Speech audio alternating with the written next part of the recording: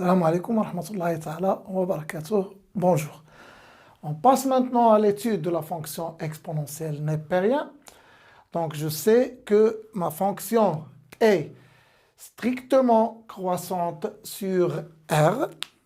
Je sais que la limite lorsque x tend vers moins l'infini de ex est égal à 0. Et donc je peux dire que la droite d'équation y égale 0 est une asymptote horizontale à la courbe C de l'exponentiel népérien.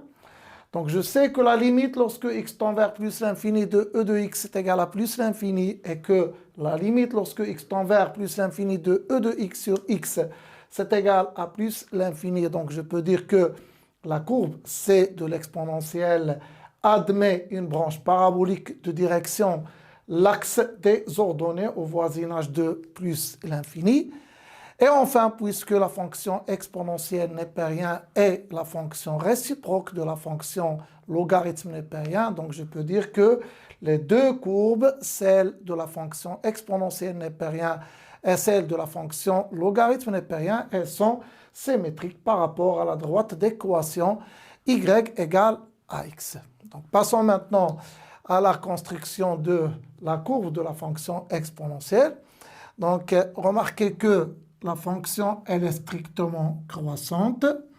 Donc, la limite lorsque x tend vers moins l'infini de e de x est égal à 0, donc elle est claire que la droite d'équation y égale 0 est une asymptote horizontale à la courbe de la fonction exponentielle népérien.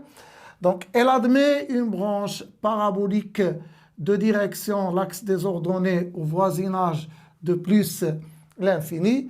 Et il est clair que les deux courbes, celle de ln et celle de la fonction exponentielle, elles sont symétriques par rapport à la droite d'équation y égale à x dans un repère orthonormé.